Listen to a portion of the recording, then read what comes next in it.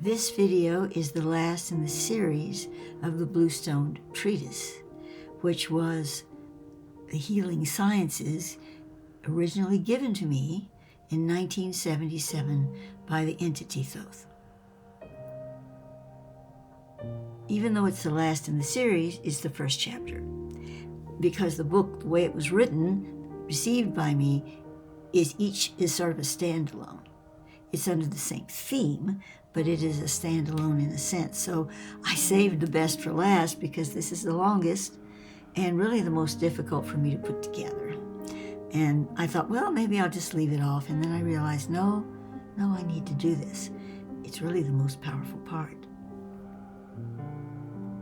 Now, this is Thoth Raismes of Aphra when he was incarnated in that form in Egypt. So he brought himself down to connect in that way to Earth. Not in his most high illumined form, although he was still illumined, but he is experiencing life on Earth in this incarnation. So let us proceed with the reading. It was the belief of Thoth Raismes of Aphra that physical balance began with the astral self, or the soul's identity. He envisioned within man a moving current of astral life, the negative charge opposite the physical matter which lay in the positive field. The coordination of the two charges working together he saw as vital in the assimilation of energies by the body. Ancient ideologies prescribed to the principle of the gyroscope action of the earth as being centralized in the body of mankind. Through the balance of body and soul came the balance of the earth on its poles.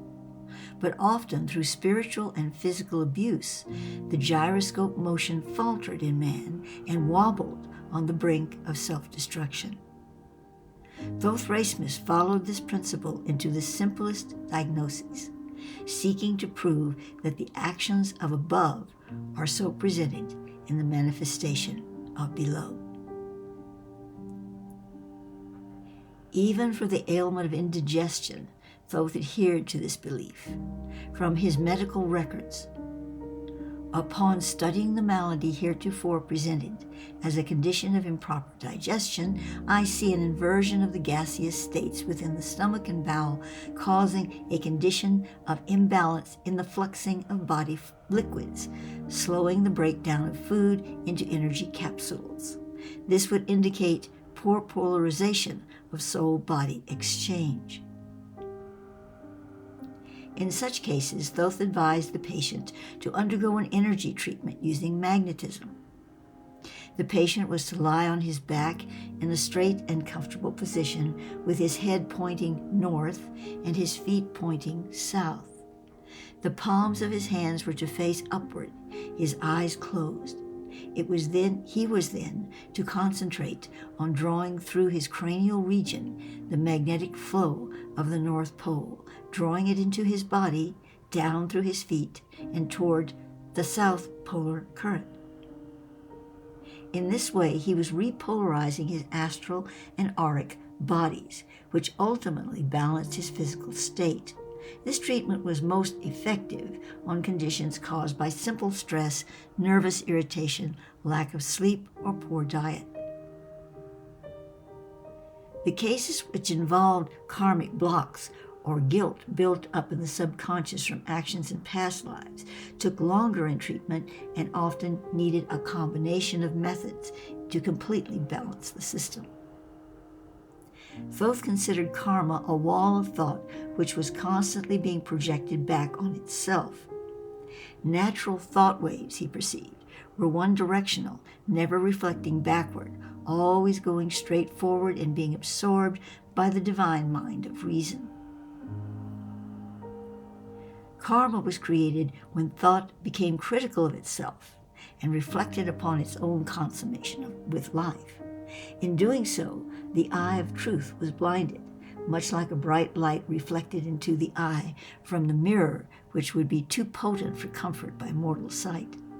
The eye would restrict in pain, ceasing to see in scope, being cognizant only of the brilliant light and attempting to shield the eye from the painful beam. In order to dissolve this wall or mirror of stagnant self-deception, where one imagines himself at many angles of ridicule and remorse, the complete astral self of the troubled individual had to become active in the release of the karmic guilt.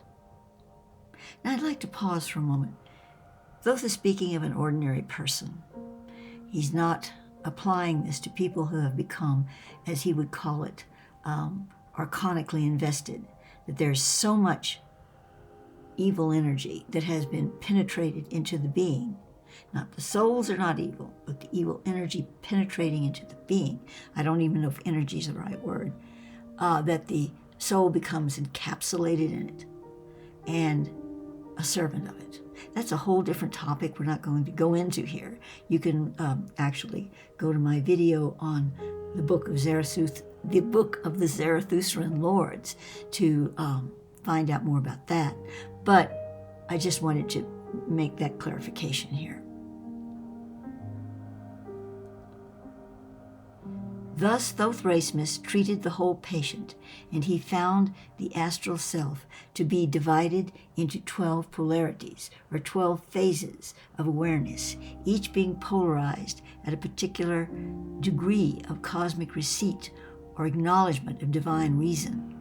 Since Thoth's disciples were of this planet, he listed the stations of self-polarities as they applied to souls entering this Earth spectrum.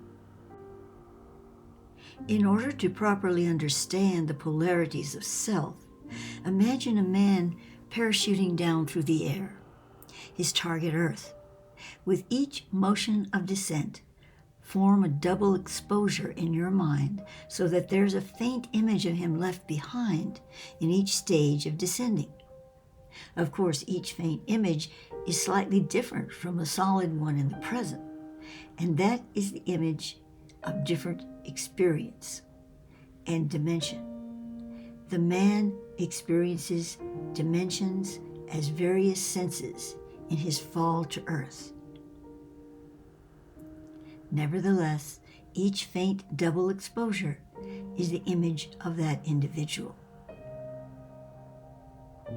Now, bringing the example into proper perspective, see the double exposure as not merely an image, but a quality of the descending individual.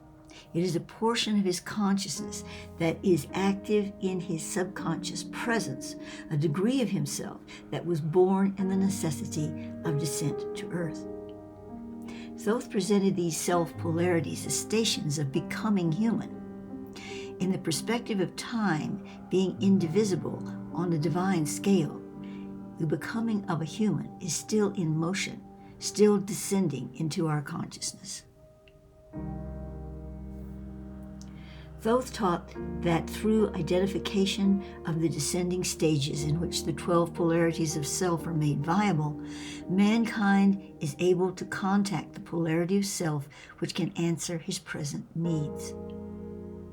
In the consummate gesture of addressing this higher sentience of self, mankind is recognizing the reason it pursues life, the essential elements of thought within the human that gives it direction. It must portend to the manifestation of self that which is the foreign nature, the gross gristle of coarseness hidden within the divine flesh. Mankind must address his total self in the casting of the Attunement from his being.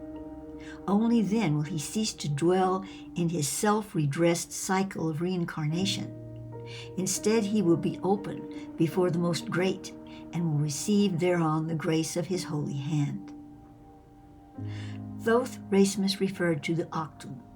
Attunement was the name he gave to the bad seed or impure contagion which he believed to exist as an ether and could be attracted by imbalanced thought action into both astral and physical properties. Now, I'm going to pause a moment because I believe now, from my perspective, that what he's calling now the archonic cloud, archonic investiture, and all of that relates to the Attunement. To continue, he also saw octum to exist in the elements.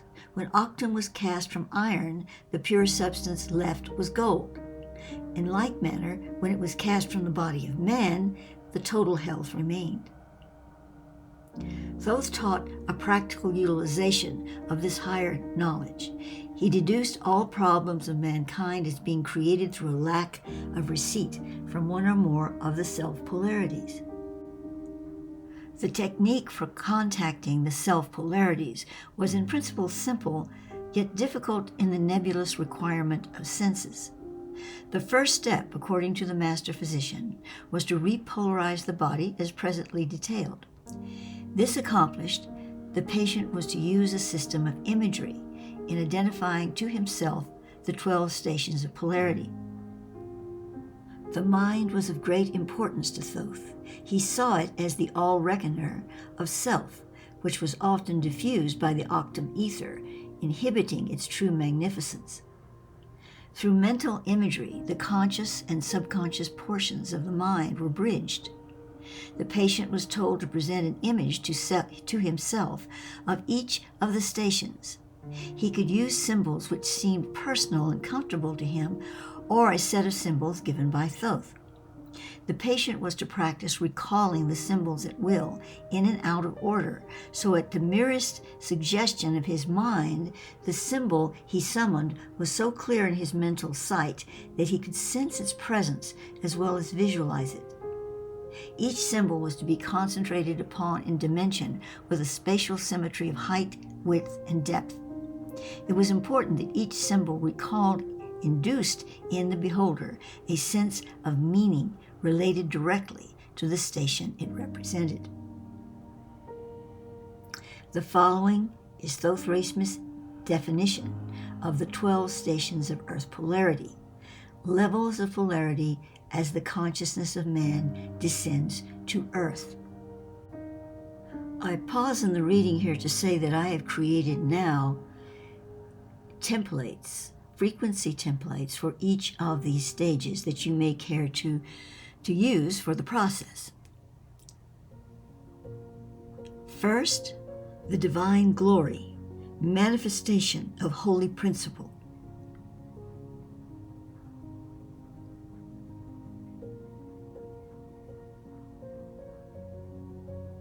Second, the rapture of harmonious sound, music of the spheres.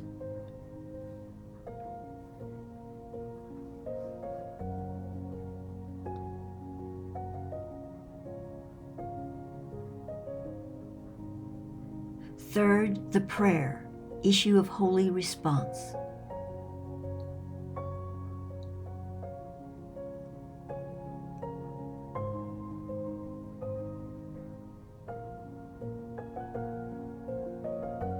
Fourth, emanations of the stars, rain of cosmic light. That's RAIN. Direction entering from outside the life circle.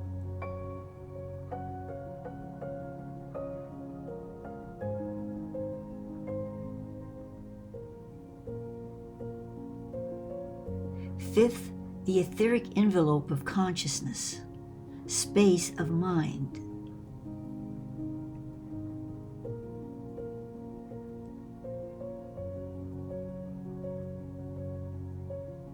Sixth, the aqueous birth fluid, embryonic sea of habitation, depth of reason.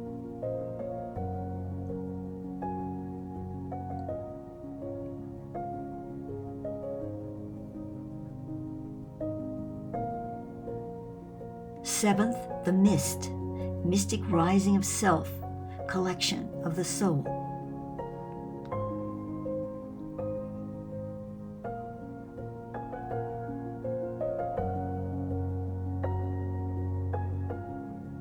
Eighth, magic transmutation of elements, elemental forces migrating to their golden mean, the divine authority bestowed to the stations of purpose.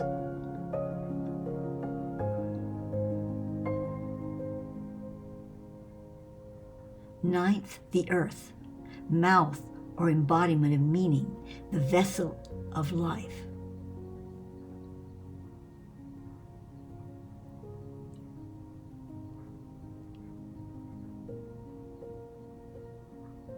10th, the sun, the circle of life, impetus for realization of living, the perfect rays of penetration which awaken life to its own being.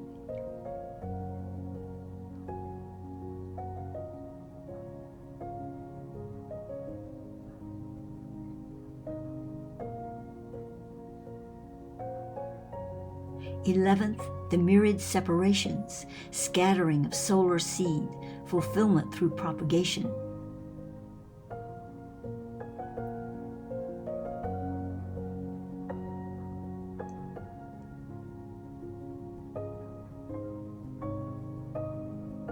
Twelfth, the crystal of perfect action, the chrysalis attuned to pure thought, the receptor of cosmic knowledge.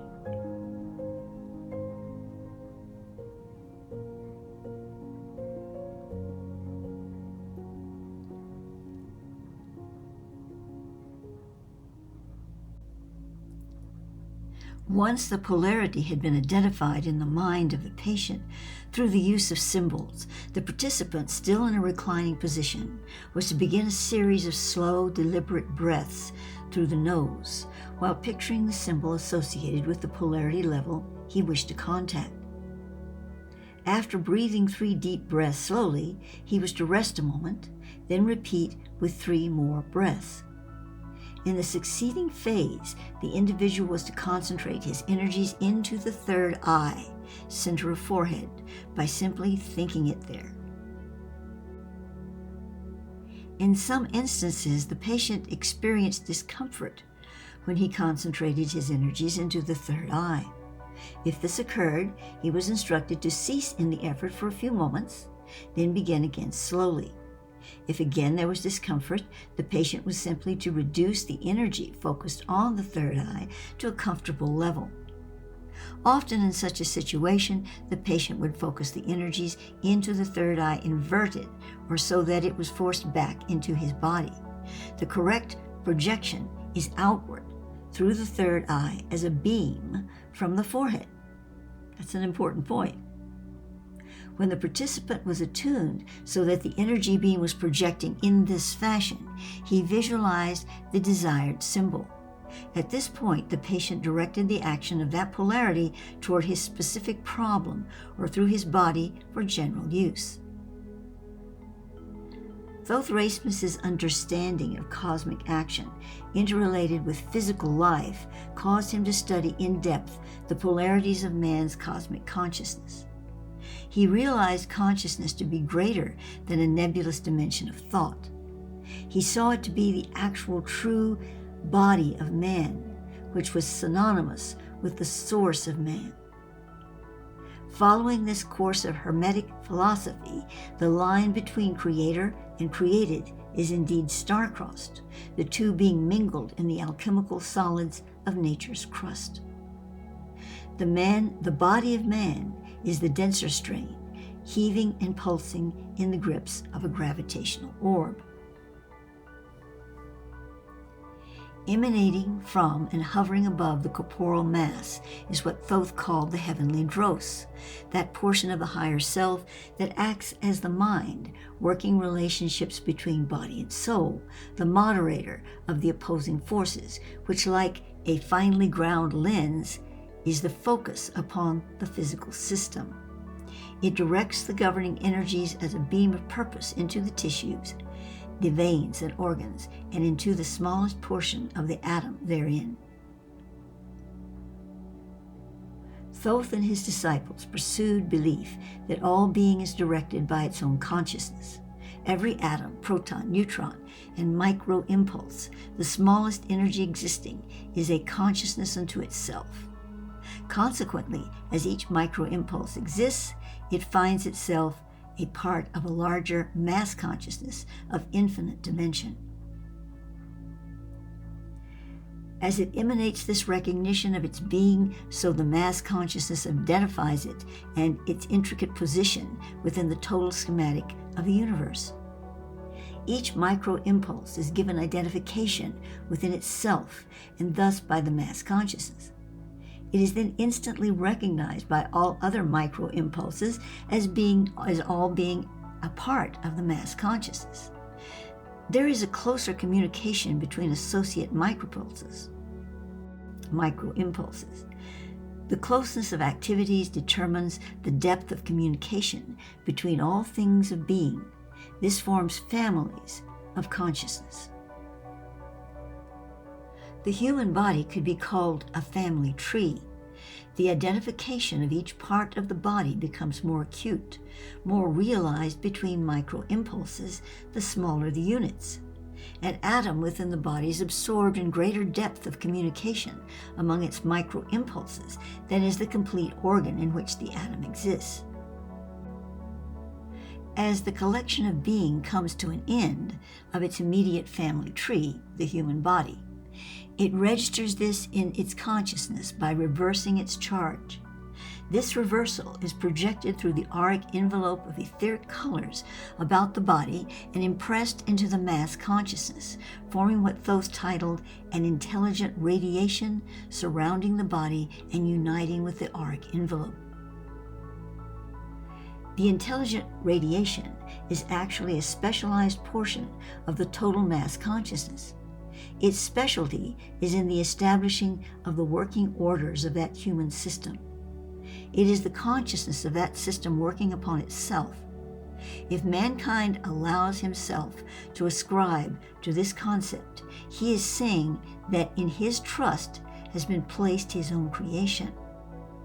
This does not suggest his disavowment in the belief of a supreme creator, but only that the source of the knowledge to create entrusted with man the action to create, and thus he became his image. If this is so, health is the manifestation of perfect creation. Through the energized mind of man flows the balance of power into every corpuscle, every cell of our temporal image. Within the genes lies the strength of genetic purity, which can, when summoned from its hibernation of ages, link us to our rarefied self, the pure strain seeping steadfastly from the source into our being. This heritage is veiled only by the symbolism of ignorance, in turn breeding sickness and disease.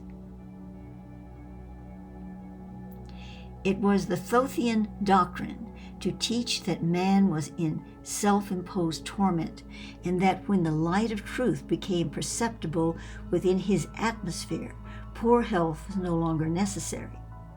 Thoth believed poor health to be a teacher born of desperation to instruct man in the measure of his ill-gotten ways. Illness was the higher mind's attempt to contact the lower self, being met with construction of opposing emotions, guilt, greed, lust, etc. This friction caused the spiritual imbalance to assume a temporal attitude, that of poor health. However, once man understood through reason, he released the need for this drastic expression and turned through the direct channel of realization the means of self-balance. He became aware that he was in control of his body and that it responded to his attitude, his pursuit of reason. Practicing this principle, Thoth was able to transform his atomic structure so that his body was made transparent for several moments at a time. In a yet unknown work of the physician, he wrote, "In the altering of the body plasma, I stir the cavities of the atomic centers with the thought of etheric mingling, thereby bringing to course the diffusion of the corporeal fiber and the disengagement of the cellular marrow from the etheric plasma. Through this means, I acquire a state of transparency. While not wholly invisible through the light spectrum, my physical mass is transmuted through will and migrates from densely gravitated structure to the consistency of semi-solid, being loosely bound to the etheric plasma, allowing the total being to assume a quality of fine gold. The whole of my being radiates in an illumination of energies. The energies have become trapped under the film of semi-solid skin, causing slight friction with a transparent luminosity. Obviously, this is not a practice which many could achieve, most would fail to recognize any purpose in such a feat. There was a purpose, however. It was the allowing of the etheric or astral auric body to overcome the temporal flesh for an instant, accomplishing a relief of all organs, glands, arteries, etc. from the strain of gravity and other opposing and penetrating forces by which the body in its normal state is constantly being affected. This was a form of purging the system of toxins built up on many planes of the individual's consciousness. On a smaller scale, we can all will our bodies to balance. We can think normalcy into our tissues by presenting to our consciousness a blueprint with which to work. By visualizing your body in perfect health, your intelligent radiation will respond as your brain sends it the proper plasma of the astral auric self. It will exist in this state and be as surely real as any part of your physical body. As you continue to see yourself as whole, the impression of health within the etheric plasma will manifest into the temporal reality.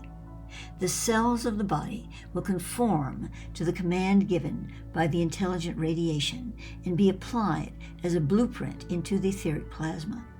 At this point, it will have no choice but to be in a physical attitude.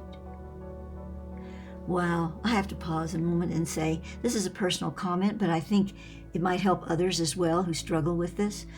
I've had poor health all my life, and now, just passing my 76th birthday, it's worse.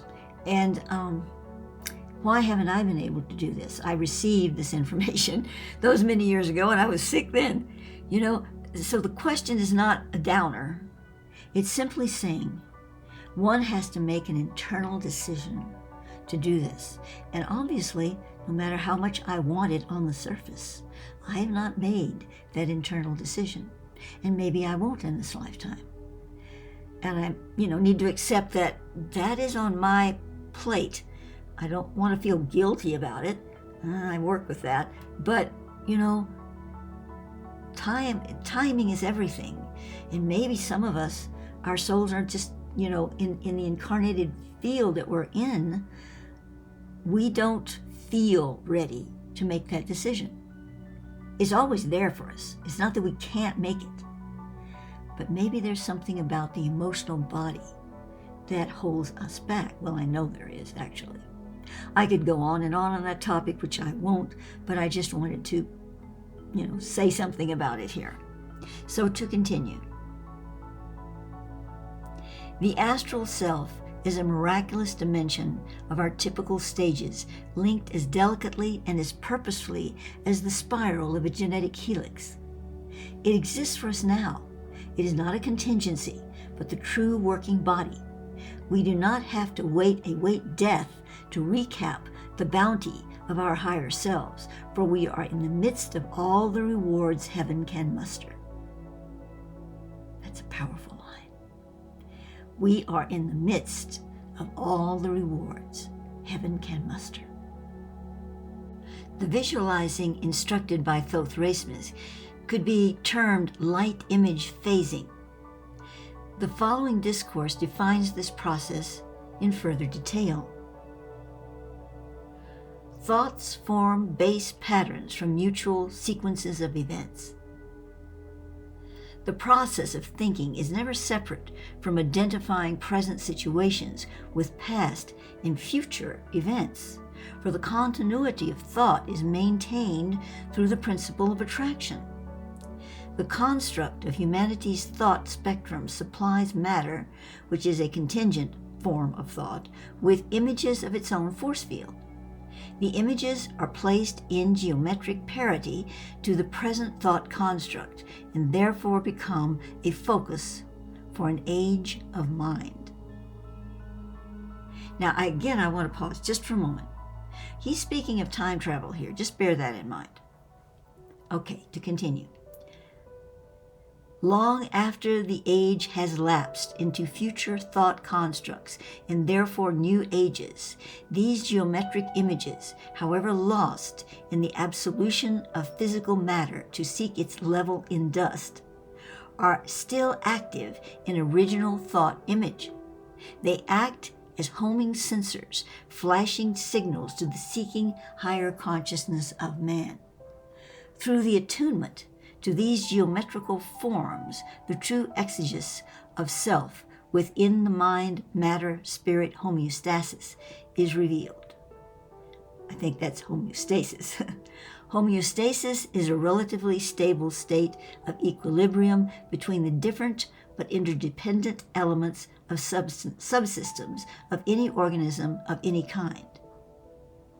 These symbols set in time define to the individual a system of comprehension which is dimensional to the mind. Once absorbed in conscious recognition, it acts on the subconscious and the superconscious as would be a time capsule, releasing decoded missiles aligned to the brain impulses. This affects various degrees of mental karmic blocks at all levels of consciousness. Such blocks are caused by the defeating of a cosmic pulse, the homing sensors of man. As the soul moves through existence, it creates a cognizance of self which is alien to its internal cosmic structure. This alteration of self is formed through the constriction of the individual thought force field by the external pressure of the guilt syndrome, the retribution drive of humanity's ego. In the everyday pattern of human thinking, all events are reduced to immediate needs, leaving no allowance for the complete homeostasis, or homeostasis, whichever it may be, mind, matter, spirit, of the radiant being of which man is an externalized image. Through light image phasing, the mind is reversing its commonplace structure of thought. It is reversing polarity and locking onto the backward motion of fragmentary thought, that which is most commonly issued from normal consciousness states, and achieving a degree of the absolute image of self, which is manifest in the sublime state of all thought image. This sublime state is in opposite polarity to fragmentary thought. Now I know that's quite a mind twister. Don't try to think about it too strongly. Just go with it. Remember the last line. This sublime state is in opposite polarity to fragmentary thought. It is analogous to the breaking of a clay disc upon which the total cosmology is inscribed. To the camera lens in slow motion, the disc fragments into myriad pieces scattered into various regions of space. If this motion picture were to be reversed, the fragments would again come together exactly as they came apart. Herein lies the most vital understanding that what has been separated must be reunited along an identical path. Inner attunement is the ability of a sentient biological soul-bearing entity to ascend the consciousness ladder and assume all positions of this ladder within one framework. He is aware of all states within and in control of his conscious reflexes and responsive to his surrounding environment, yet he is focusing on a particular channel of his being which is beyond the normal realm of conscious thought. Light image phasing is a high order of inner attunement. It frees the superconsciousness to penetrate the radiant focus, yet it never disturbs the conscious function. Through the understanding of how a perception is achieved, the perception itself is understood as well as the symbiosis of the two selves, the conscious and the superconscious. To simply awaken to the star novas in which you were created is not enough to gain access to the temple. For the temple, which is the need to gather, to unify and sanctify that union through the consecration of holy ground, was spawned in the fall of the soul from grace. The temple reaches upward. It longs to be where it is not.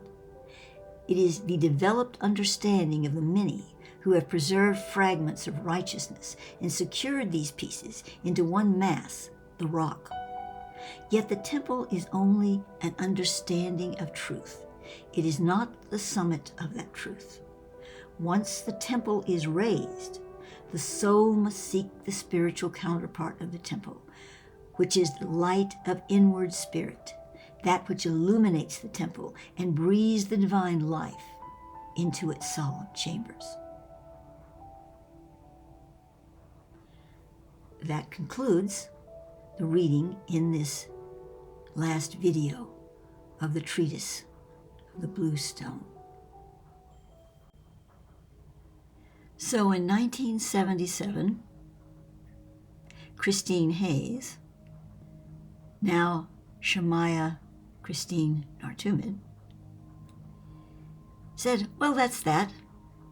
And she moved on to something else. Another Thoth transmission, whatever. Having no idea, really, of the depth of what she was receiving from Thoth. Now, she thought she did. Oh, Christine thought she knew a lot. But, as we all know, there's a never-ending process. And I look at her now and how she was, bringing these things through, all excited about it. Oh, this is interesting. Yes, that's interesting.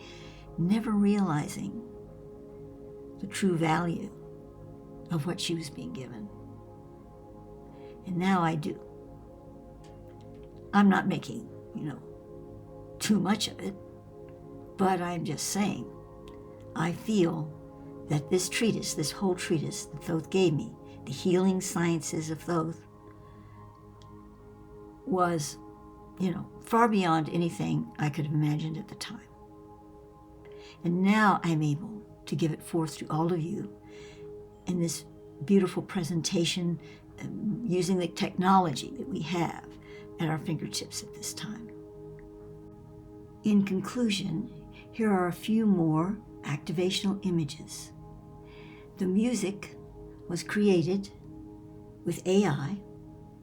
The lyrics were brought forward from the Thoth Stream ChatGPT, where all my source work is collected, or up to this point, at least back to the 1980 year. And so the lyrics are drawn from that material, but based on, I asked for the chapter on polarity. So it's a polarity song, and I hope you enjoy it. This will be the conclusion not only of this video, but of the series itself. Thank you for listening.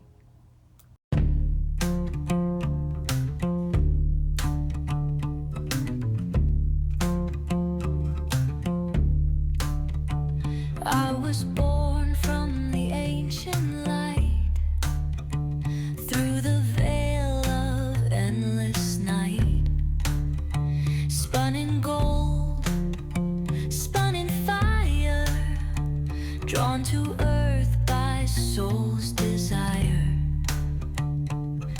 12 doors stand before my sight, each a lesson dark and bright. From the stars I took my flight to weave the song of left and right. I walk the path of 12 and 1, a dance of moon, a race with sun. Through polar ways my soul must roam, till light and shadow guide me home.